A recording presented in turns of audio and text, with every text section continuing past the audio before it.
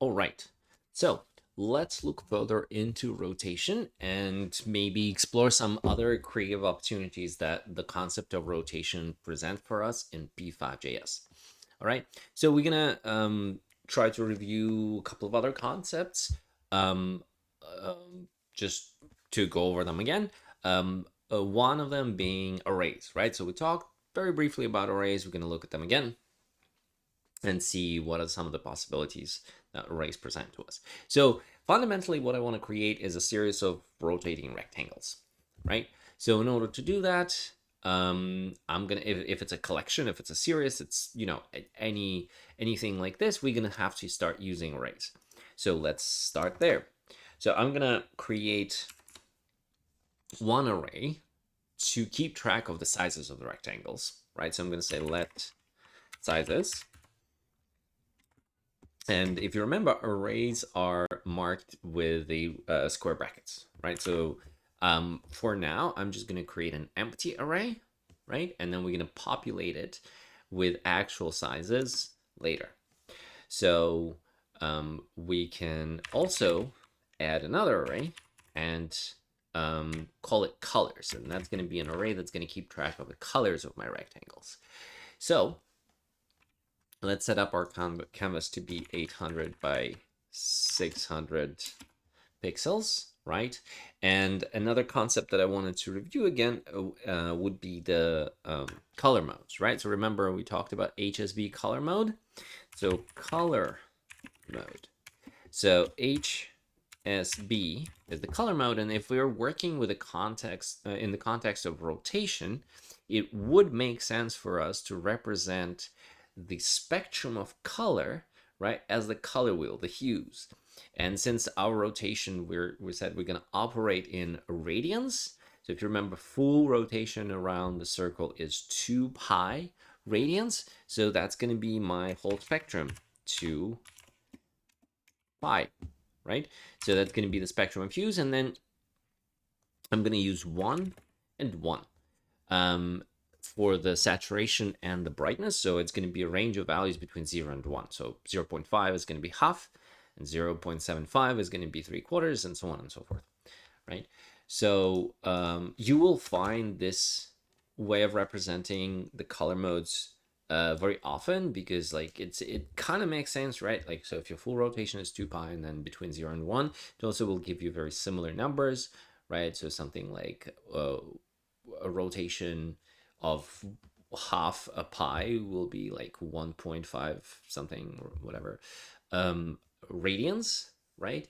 And then so it's comparable numbers, or and then you can have 1.5 on the hue, 0.8 on the brightness, right? So like the range of numbers is comparable, and you're not going to have something like 1.5 on the hue and then 300 on saturation, right? So okay, so that's going to be our color mode. And now let's populate our arrays. So I'm going to show you two ways to populate arrays. There are obviously more than just those two, but just to kind of be very explicit about what arrays are, how to address the components in the arrays and all that stuff. So if you have arrays where you don't have a pattern, right? And by pattern, I mean something even as simple as just like a number incrementing by 1, right? Or by 2, or however, right? However you mathematically express that pattern. If you don't have a pattern, or maybe the pattern is too complicated, you absolutely can just populate the array one by one. So let's say I'm going to have 6 rectangles. They're going to rotate on top of each other, right? And I want to start by specifying their sizes, right? From the largest to the smallest. I'm going to, obviously the largest is going to be in the back, and the smallest is going to be at the front, so that I can see them all. So I can start literally addressing members of that array one by one. And if you remember, our arrays always start with 0. So if I wanted to address the first member of the array, I'm going to say sizes is the correct name of the array. Sizes square brackets 0. That's my first member. And let's make the size of this 400. Right? So it's going to be 400 pixel wide. And then the next one is going to be a little bit less. But again, if I don't have a pattern, I'm kind of like putting in random numbers. Maybe sizes 1 is going to be, I don't know, 360. And then the next one, sizes 2, the third member, is going to be 345. And then so on and so on, right? So you have sizes 3. Let's make it, I don't know, let's do it 200. Sizes 4. 160. And then sizes 5, right? And that's going to be 100, right? Okay, so this will draw those rectangles for me, starting with the biggest one,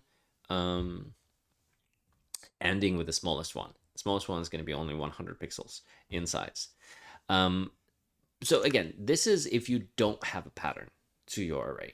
If you do have a pattern, if there's a way for you to discern the pattern, then we can use a for loop and just literally on every iteration of the loop, we can seed the next member of the array.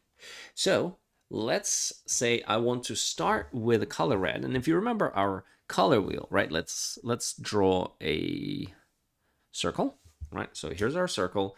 And if you remember our color wheel is going to look something like this, right? So we're going to start right here, right? And we're going to go from red, and then we're going to go to orange, we're going to go to yellow, and we're going to go to green, and then from green we're going to go to cyan, and then to blue, and then to purple, and then towards like scarlet, and then back to red, right? So something like this. That's going to be our full rotation. So what I want to do, if I have 6 rectangles, I want to divide my circle into 6 segments, right? So bum, bum, bum, bum, and bum, right? So I'm going to have 1, 2, 3, 4, 5, and 6, right? And I know it's really weird that you have to say 1 and draw 0, but I want to underscore the fact that all arrays start at 0, so we have to start counting at 0, right? So in order to do this, I can run my for loop. But wait, there is one very important thing that I want to remember when I'm running my for loop, right? So we've done something like this. Let's say let I for iterator be 0, and then for as long as I is less than something. But if I do it this way, then the 0th member is going to be kind of like, or like my first member is going to be the one behind, right? Because remember, the biggest rectangle is going to be the one further back. So I want to kind of like do it the other way, and I want to move it to the front. So honestly, it doesn't matter how you count off your iterators. So you can start at 0 and end at some kind of like an upper boundary, or you can start at the upper boundary, right? So if I start at 5, I can easily say for as long as I is greater or equal to 0, right? So I'm going to go 5, 4, 3, 2, 1. I also want to include 0, so 0. That's my 6 members in the my collection of rectangles. And then instead of doing I plus plus, I can just do I minus minus, right? And that's going to subtract 1 digit from I every time, right? And then I am going to say colors and then I, right? So that's going to give me the member of my array. So I'm going to start with 5, then 4, then 3, and so on. And then I'm going to set the color. So the color is going to be, if you remember, we need to section our full color circle, right? Which represents our hue, which is represented by the number 2 pi, right? As we specified right here. So 2 pi needs to be divided by whatever is the size of my array.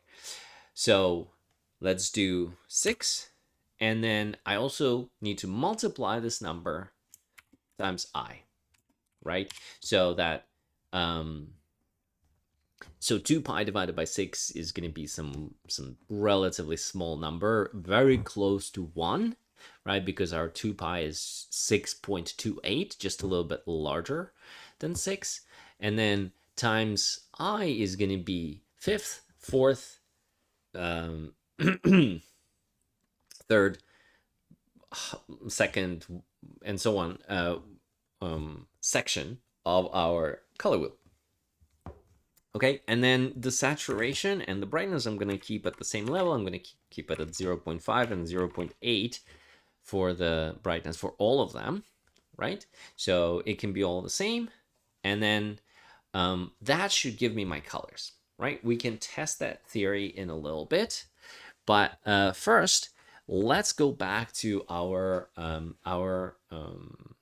idea of rotation, how to rotate things. Okay, so 220 for background is no longer going to be a valid number. So I need to pick something on the grayscale, and the grayscale is determined by the brightness. And since our brightness is 1, I need to pick something that's between 0 and 1. So let's do 0.2. Right, so kind of like a dark gray background. All right, so how do we rotate things?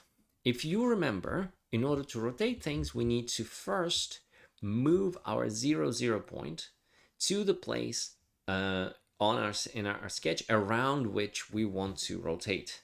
So let's try to kind of like imagine how that is going to happen. So I'm gonna move this a little bit off to the up. Not what I wanted to do. I'm gonna move this off to the side, like that. And then let's go back to our sketch. And so let's see. That's our. I don't know what's happening with me today. No, none of that. I want this. So let's say this is our sketch, right? And then I want to have a bunch of rectangles rotating around the center point, right? So this is going to be my rotation point. So it's going to be half the width and 1/2 the height.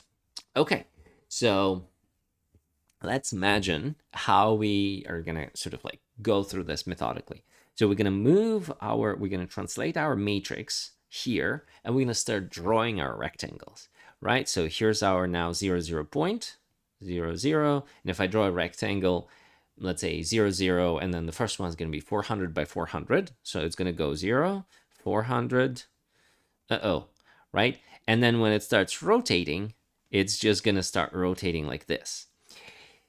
If that's what you wanted, that's great, but I would actually prefer if my rectangles, let's draw them in red, were rotating around their center like this, right? So, and then when they're rotated, they would look like that. So all of that is doable, but we would have to remember that our 0, 0 point is now here. So there are a couple of ways we can go about this, right? So one is to draw the rectangle. We would jump back, right? Half of its width, or like half of its height, and then half of its width, right? So we would start drawing at 400 divided by 2 is 200. So minus 200 minus 200. That would be our starting point. And then the full width is going to be 400. So it's going to be 400, and then full height is going to be 400, right? So we could do that. And then it would still rotate around its center because that's what the 0, 0 point is, right? Or we could use a helper function. And so if you go into let's go to reference, and then in the reference, remember our rectangle? So here's our rectangle. And so in the description, they say every angle in the rectangle measures 90 degrees, da, da, da, da. See rect mode for other ways to define rectangles. Interesting. So by default, we define it with the X and Y coordinates and its width and height. And that's called rect mode corner. There's also rect mode corners, rect mode center, and rect mode radius. You can go and read through all of them. I highly encourage you to familiarize yourself with this. It will be very helpful if you might encounter other drawing situations. But for me, I know that the mode that actually fits what I'm trying to do is rect mode center. So it uses two parameters as the X and Y coordinates. Those are going to be the first two. And then the next parameters are going to be the width and the height, right? So it's going to specify the X and the Y coordinate of the shape's center, which is exactly what I'm trying to do. So unless I want to calculate minus half the width and minus half the height for every single rectangle that I'm drawing, I can just switch it to rect mode center and then draw all of them at the 0, 0 point, because that's where their center needs to be, and that's where they're going to be rotating, right? So let's switch our rect mode for all the rectangles that we're drawing. I'm actually going to put it in the setup. I'm going to say rect mode center. So now all of my rectangles are drawn from the center. Cool. So let's do this. Let's push the matrix and let's pop the matrix. Let's never forget to do this. So if you are using a draw function, right, your matrix is going to be popped back to 0 at the end of every draw function. So unless you are doing something complex and complicated and moving and shifting things quite a bit, you might not even need to do this. Like in this case, it's not particularly mandatory because we just have one single point, but we're doing this just to get into good practice. Just get into a good practice of pushing and popping your matrices every time you're doing translation, rotation, or scaling. That's going to help you, right? Because otherwise you'll find yourself in the middle of some weird results and you're not going to be quite sure, and just get into a good habit of pushing and popping matrices. Okay, so we're going to translate to the center, right? Translate, and it's going to be width divided by 2, height divided by 2, or times 0.5, however you like to define your center. And then we are going to go and start drawing our rectangles. So for, again, we're going to have an iterator, let I equal 0 for as long as I is less than sizes. And we can make it more general. We can say for as long as it's less than 6, right? Because we only have 0, 1, 2, 3, 4, 5 members. But if we at some point decide to have more rectangles, we can just say sizes.length. So whatever is the size of the array, in this case, it's going to be 6 members. So if it's less than 6, we keep going. And keep going means I plus plus. So we're going to go from 0 to 1, from 1 to 2, from 2 to 3, and so on, right? And every time we run this loop, we're going to first add the fill. Remember, we have to dip the brush into the color before we draw the shape. So we're going to do fill, and the fill is going to get from colors. And so whichever size of the rectangle you're using, that's the color that I'm going to be using. That's why the largest one, I started with 5, right? That's going to be red, and the next one is going to be orange, and the next one is going to be yellow, because that's why I stacked my colors backwards. So colors I, right? And then we are going to, so that's our color, and then we're going to remember, before we draw the shape, we have to rotate. So we're gonna have to rotate it by some angle, and that angle will change. Let's change it for every single rectangle that we draw. So if I want to change something and keep reusing it, it's always a good idea to kind of like set it up as a variable. So at the top, let's set up our angle, right? And we'll start with 0, 0, right? Because again, if it's going to be if one rotation is going to be 6.28, it's not a bad idea to kind of like remind yourself that there are going to be decimals there, right? So I'm going to rotate by that angle, right? And at the starters, if all of my rectangles are at 0, 0 angle, they're going to be static, but we're going to change that. So now it's time to draw the rectangle. Let's do rectangle, 0, 0, right? Because remember, if we translate it to the half the width and half the height, so now that's the 0, 0 point. So we're going to be drawing our rectangles at that spot. And then the size of the rectangle is going to be determined by sizes I and then sizes I, right? Same deal. Okay, so let's run this. Let's test our theory. Let's hope that everything runs fine. Okay, it does. So we have 1, 2, 3, 4, 5, 6 rectangles. The largest one is red.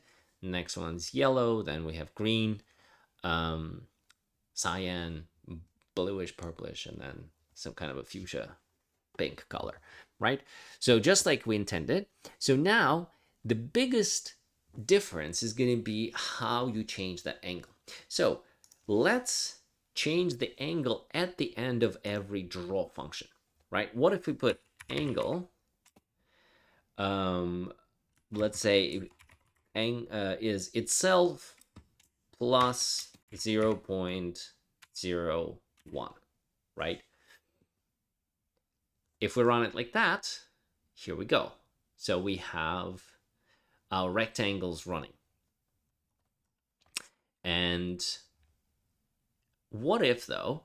So right now they're all kind of like rotating, and you can see every time they go full rotation, they align, right? So you can notice like 1, 2, 3, and align, right? So, but I can throw this calculation in a different spot. If I put it in inside the draw, it gets updated every frame. If I take it out of here, and if I put it in here, it's going to get updated 6 times per frame. So every rectangle is going to have its own slightly different angle. And if we're going to run it like this, you'll see it's going to go very, very fast and weirdly fast, right? Because instead of updating the angle once per frame, we're updating it 6 times per frame. And so now all of the rectangles get like really crazy whirly angles. So one thing you can do, you can slow it down by introducing another decimal point in there. So instead of being 1% or like 100th of a radian, we're going to go with 1,000th of a radian per loop. So 6 1,000th of a radian per loop. And you'll see it's actually pretty fast, but it's going to introduce a much more complex motion. So now you see they start going in all kinds of different directions, and they start rotating at a different amplitude, and we can start experimenting with kind of like fractions that we want here. What if we do like 1, 2, right? Nah, too much. Let's do 0, 3. Too big, right?